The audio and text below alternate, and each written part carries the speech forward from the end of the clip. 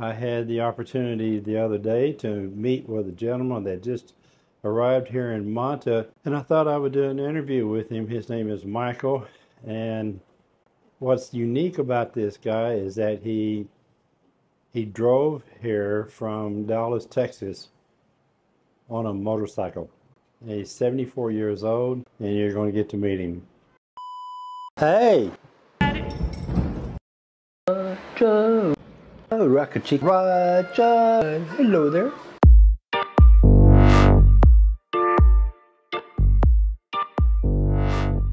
So we met this morning. We had breakfast up here at the mall. You actually contacted me yesterday and asked me, or was it day before yesterday? And I couldn't meet with you yesterday because I had other obligations. But I wanted to do this talk with you because you did something that's unlike anything that anybody else I know of here in Ecuador has done, and that's that you drove here. You drove here from Dallas, Texas to here to Manta, Ecuador, and you drove here on a motorcycle. That's correct. That's amazing. A 650, no less. Yeah. It's a Kawasaki. A Kawasaki KLR 650. KLR 650. Your name is Michael. And is Dallas where you lived most of your life, or? Yeah, the majority of. I arrived there when I was 19 years old. Yeah. And I left there at, well, I'm 74, and I left this year shortly after I turned 74. So is this your official retirement year? Actually, no. I retired at 70 and a fraction.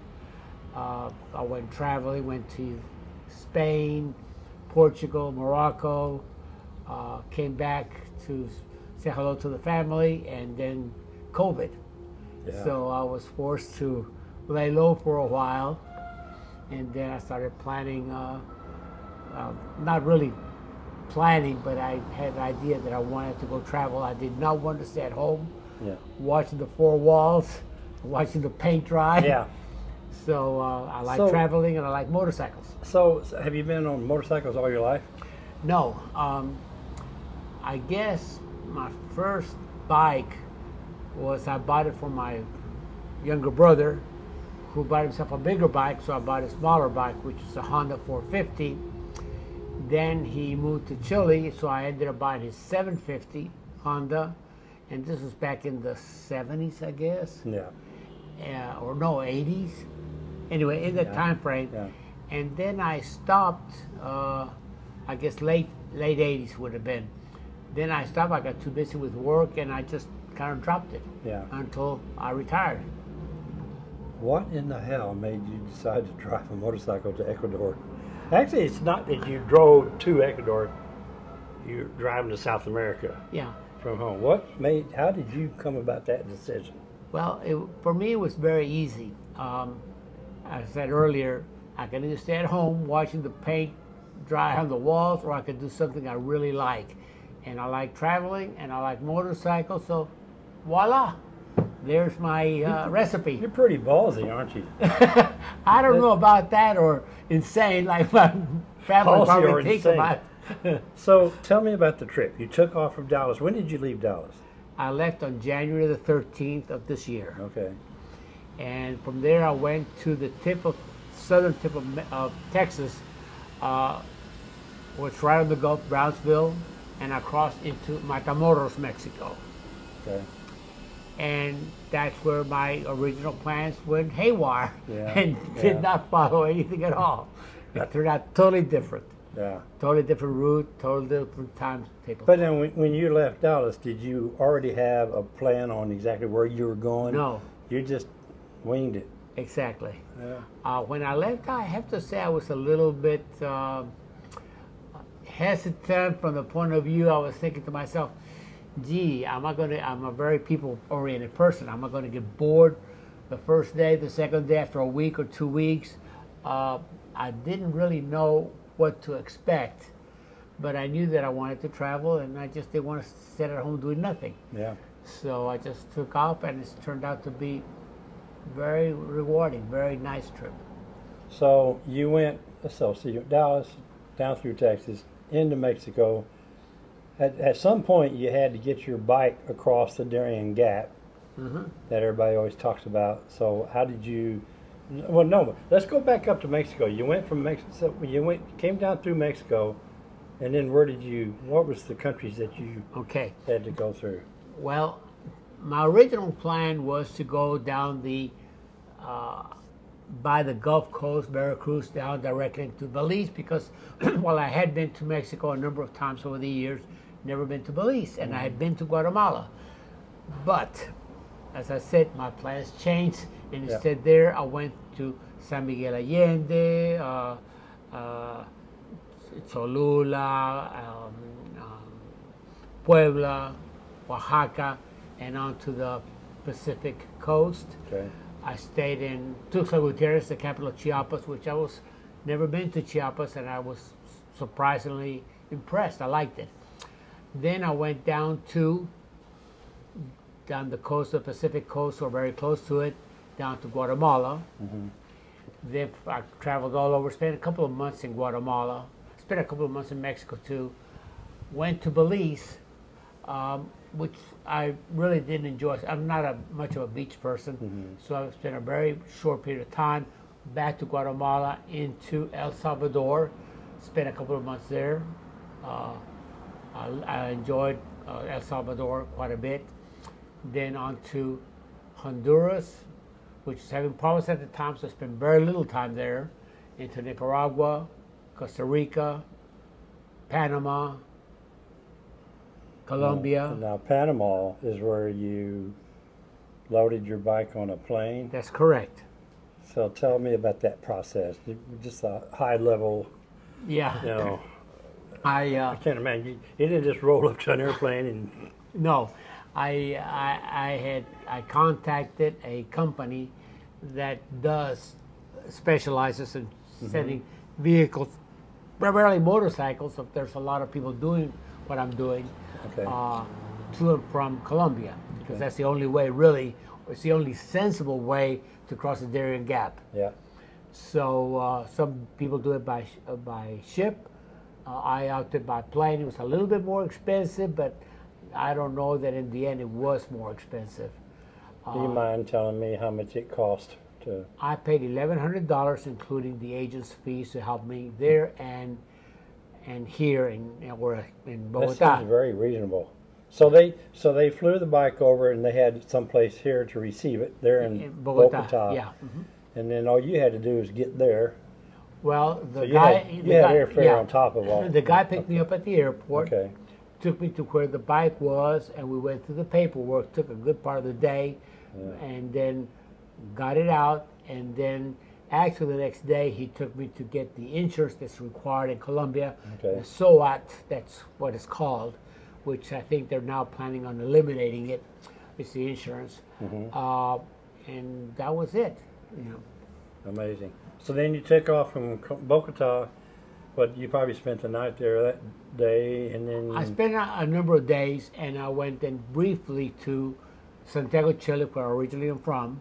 Okay. I had a nephew that was getting married, so I went down there, met the rest of my siblings and other family members, and had a wonderful time, and then I flew back to Bogota to continue my trip. Okay. I left the bike at a friend's house, and then I traveled to some other places. I went to the coffee growing region, El Eje Cafetero, like they call it. And then I went to a couple of other well-known tourist places, which I enjoyed. So I drove around some before heading on down south and into Ecuador. So then when you came into Ecuador, where did you go? Did you go to Quito? Yes, I did. But before that, I went to a place called Baños. Baños, yeah. Which is a touristy small town, beautiful, very.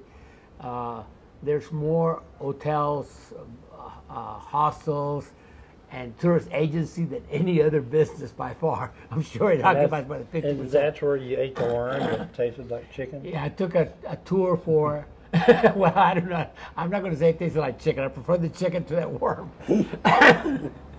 But I took a tour that took me to the Amazon, to a little indigenous community, where they had me blow through a blowgun, you know, and they did a typical dance that they do, and even had a boa wrapped around my neck, and you know, and we had a monkey there called Juanito of all things, cute monkey. And, I wonder if I could get one of those blowguns here. I could see that it would be very useful. From my vantage point. That dog. Anyway, did that, and then ate the worm. I figured if you're going to be an adventure, you might as well do it. You know, you only live once. But I'm not doing it again. I don't blame you. Yeah. Then we had some typical food from there. Then they took us on one of their boats. They had several boats. They're really long and narrow down the rapids. Or it's not much of a rapid, but it's a river. Very wobbly, but fine. And then, anyway, it was an all-day excursion. Sure. Which cost, by the way, $25 for the whole day excursion. My God, that's amazing. Well worth it. I mean, it was truly a memorable experience, especially since I'd never been to, well, I guess you could say I've been in jungle there in Chiapas, and but it was different, you know. So, any part of this trip, has there been anything that you feared for your life, or at any close? Wait for the motorcycle race to get by. Okay, go ahead. I'm sorry. Nothing from external sources. A couple of times that I took one trip to a mountain in El Salvador by the name of El Pital. Extremely, just really steep. And going up there and on those curves that are really tight, on a heavy bike, where you have to go slow around those curves because you don't know what's on the other side. That had me on edge, because if I drop that bike, I mean, it's tough to pick it up, and particularly on a curve. But I made it. That was the only time that I really felt apprehensive, I would say. But it wasn't any external danger. Yeah. Let's go over to your motorcycle. Okay. Yeah, all right. I want to see. We'll continue the interview over there. I want to see if we can get away from some of this noise. Sure. But I don't know how much of that is being picked up. But I want to show everybody your bike anyway. Okay. And we'll continue over there. Okay. In case anybody's wondering, we're at the Golden Mar. This is a hostel hotel. It's right here in the Murcia Lago area. Pretty nice place. You got your bike tucked away back here, close to where your room is.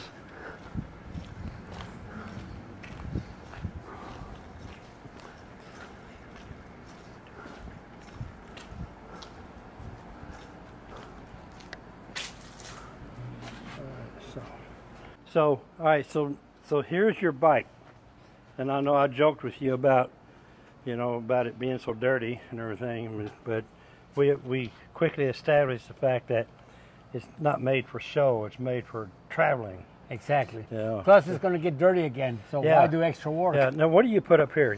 That's my Garmin GPS, and okay. It also has a SOS capability. So if I get into a crash or whatever, I can call. This works by satellite. Yeah. So they will send somebody, depending on the emergency. They'll answer and they'll and they'll send whatever. And by the way, they offer insurance in case they have to send emergency. Yeah. Because if they have to send, let's say, a helicopter, that can get very expensive. So this insurance for $100,000 costs you like $30-some odd a year. So very, very cheap, and well worth it. Absolutely. Yeah. So you have attachments for everything. I guess this is for your phone. Yeah. Yeah. So that's really cool. But what kind of mileage do you get on this, or do you even track that? I do track it. I'm getting a little bit below 50 to a little bit above 50, depending on the speed. Yeah. And what I've noticed, it doesn't make any difference whether it's mountainous route, climbing up and down, or flat. It has strictly by the speed what affects it. I'm sure the other affects it a little bit, but it's insignificant compared to the speed. And it just burns regular? Regular, yeah, regular. How big is the tank? 6 gallons. 6 gallon tank? Are you serious? Where in the hell is it? I mean, is this the actual tank itself? Okay. That's the actual tank. On my BMW, this was an air box. Yeah. And the gas tank was down underneath. Yeah. The air box is kind of stuck back down in there. Oh, okay. Yeah. All right.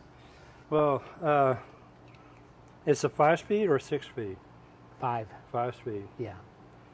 That's incredible. So back to the journey now. So now you're here in Manta. You know, where are you going next? I'm thinking about going down the coast a little bit before I continue on to Cuenca, which I'm very interested. I've read a lot about it. A lot of people told me it's really wonderful. Yeah. I like colonial cities, and it's up in the mountains. I'm a mountain person more than a beach, so that's where I'm heading next. So does this thing care what elevation you're at? So far, I've had it as high as, well, I've had it over 10,000 feet. I don't know exactly, yeah. It may be affected by the carburetor, but then you can adjust the carburetor, change the jets or whatever if you need to. But as far as just passing through, I mean, so far I haven't had any problems. So what is this? I don't know if the viewers can see this, but what is this right here? Okay.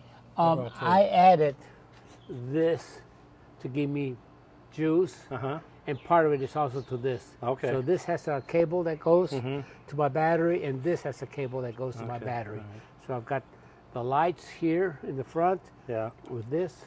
Yeah, these right here. Yeah. I call these driving lights. Yeah. Yeah. Which I read. Right. Are they LED? Yeah, LED. And then these two here are for power for, telephone or. Oh yeah, USB whatever. Ports. Yeah, exactly. Powered USB ports. Yeah, cool. Yeah. So I added that on just to make sure that I didn't run out of.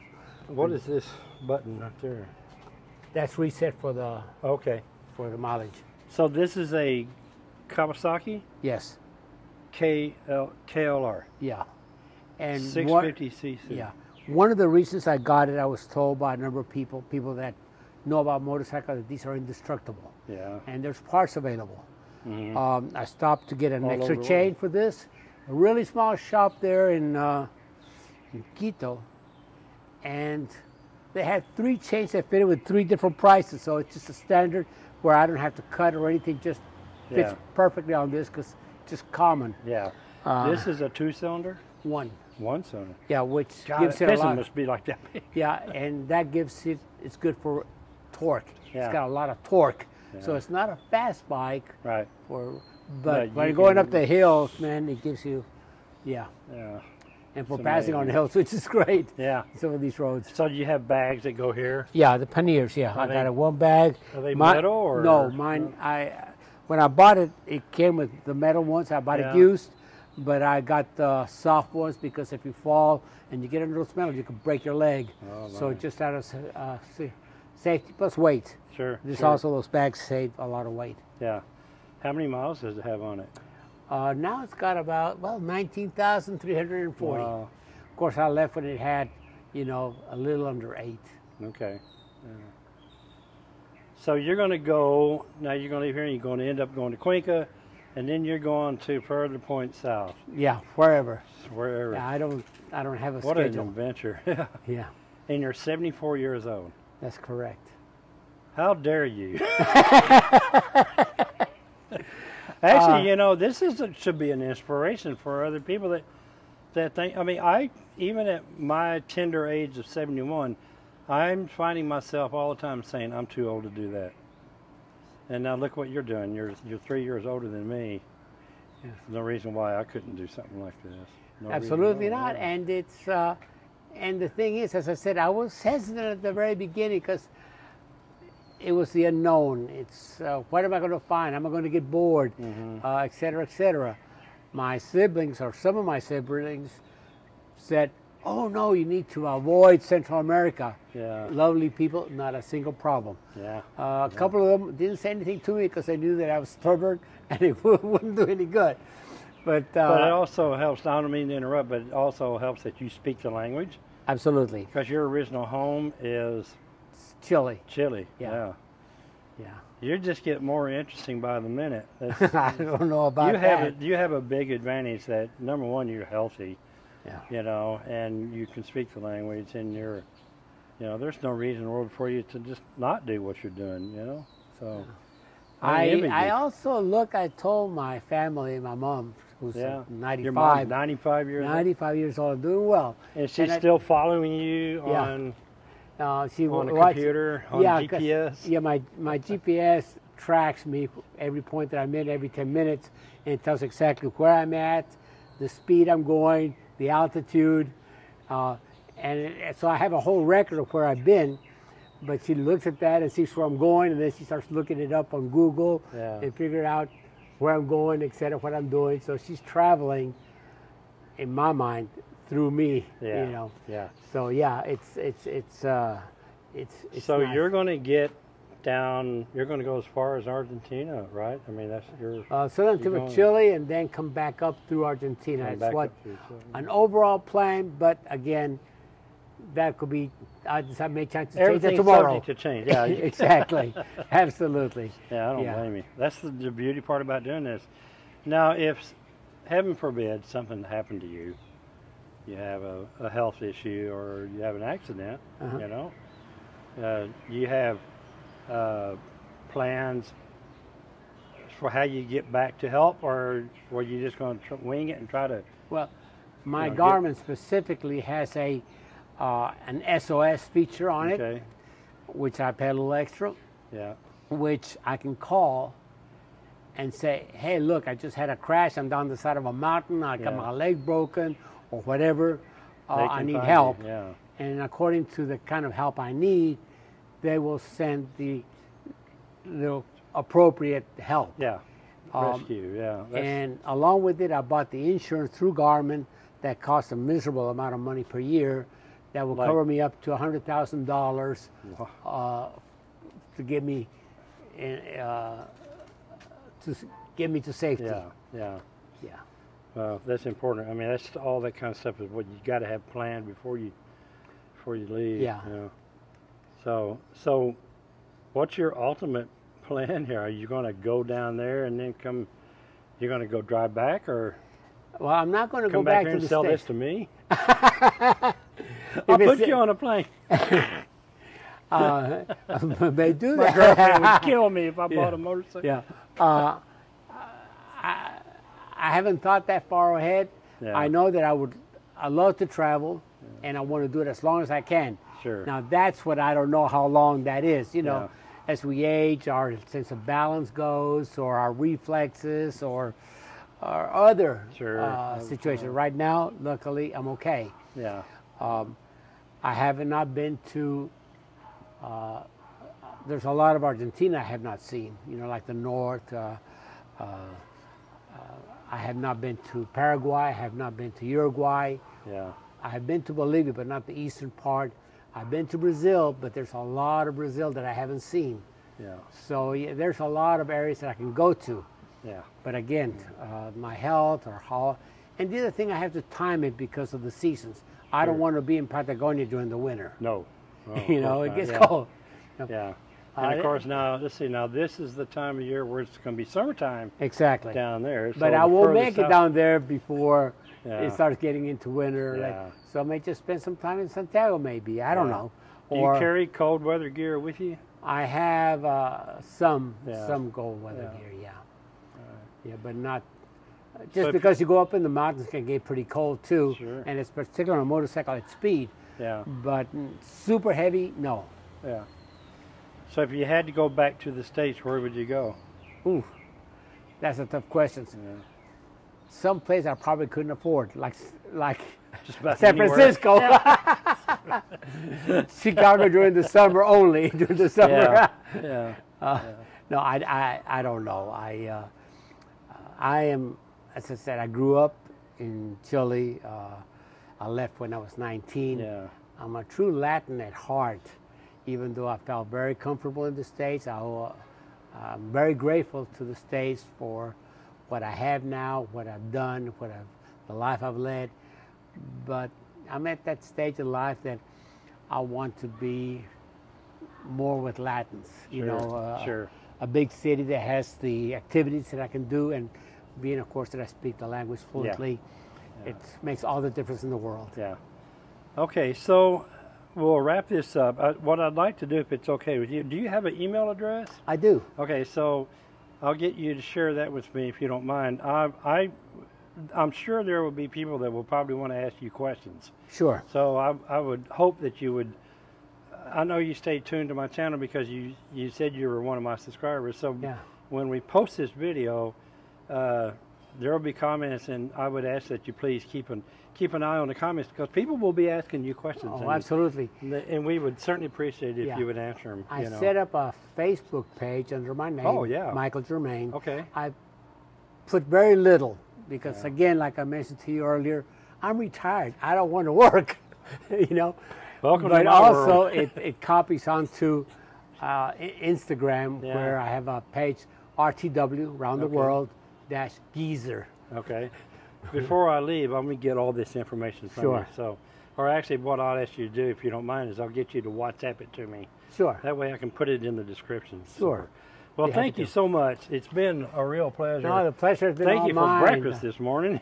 No, you're welcome. You know, but at least I could do for you know. But no, it's been a memorable trip. I don't regret any part of it. The people have been wonderful. No problems anywhere with police or anybody else. That's good. It's been great. I know people are concerned about safety. Yeah. You know, no, I haven't had any. Even a lot of people saying, "Oh, well, El Salvador, all the gangs." Well, the President Bukele has taken care of that. Yeah, that's what I hear. So the ones that are still there are hiding. They don't want to be caught. Yeah. So All right. Okay. Well, good. Well, please keep in touch. Okay. All right, and we'll keep me posted on where you're going and where you're at, and we'll keep up with this adventure. Okay. Okay. Cool. Right. Thank you, man. All right. No, thank you, Don. So that's it. What a life! This guy's got an awesome opportunity. He's just living the dream, man. And you know, as you saw from the interview, I asked him how far he's going to go. He's going to go as far as he can, or really, basically, kind of says he's going to go as far as he wants to go. You know, so he's going to go all the way down into Argentina. And I'm looking forward to getting more information from him and being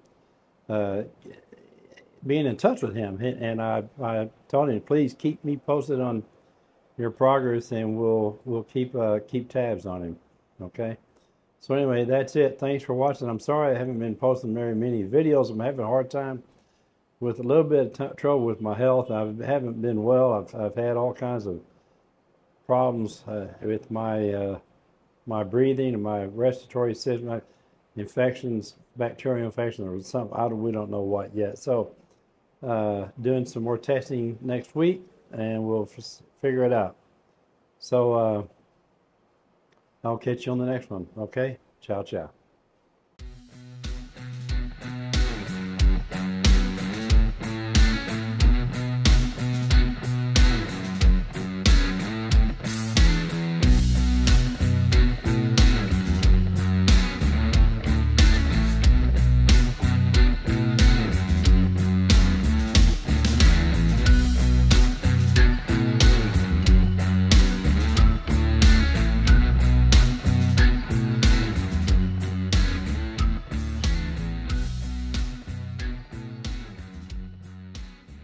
Out your window.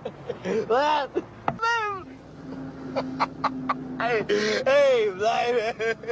I can see clearly now.